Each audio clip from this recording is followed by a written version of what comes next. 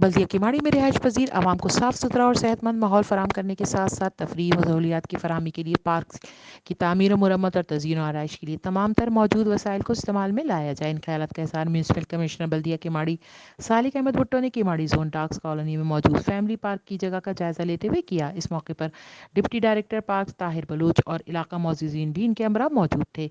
इलाका मोअज़्ज़िज़ीन ने municipal commissioner से दरख्वास्त करते हुए कहा कि फैमिली पार्क में ख़वातीन, नौजवान और बच्चों को तफरीह और खेल कूद के मौक़े फ़राहम करने के लिए तामीराती काम के बाद झूलों की फराहमी और रोशनी की सूरत हाल की बेहतरी के लिए फ़ौरी इक़दाम की ज़रूरत है। म्यूनसिपल कमिश्नर ने इलाके मोअज़्ज़िज़ीन को यकीन दहानी कराते हुए कहा कि फैमिली पार्क में कामों के हवाले से हंगामी बुनियादों पर इक़दाम किए जाएंगे। जबकि मौके पर मौजूद डिप्टी डायरेक्टर पार्क को हिदायत देते हुए उन्होंने कहा कि फैमिली पार्क में तामीराती कामों के बाद झूलों की फरहमी, घास की फरहमी और रोशनी की फरहमी के लिए फ़ौरी इक़दाम किए जाएँ।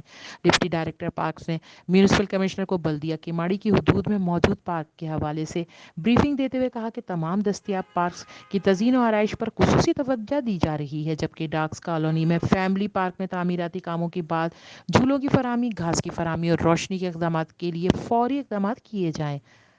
HQ network, Karachi.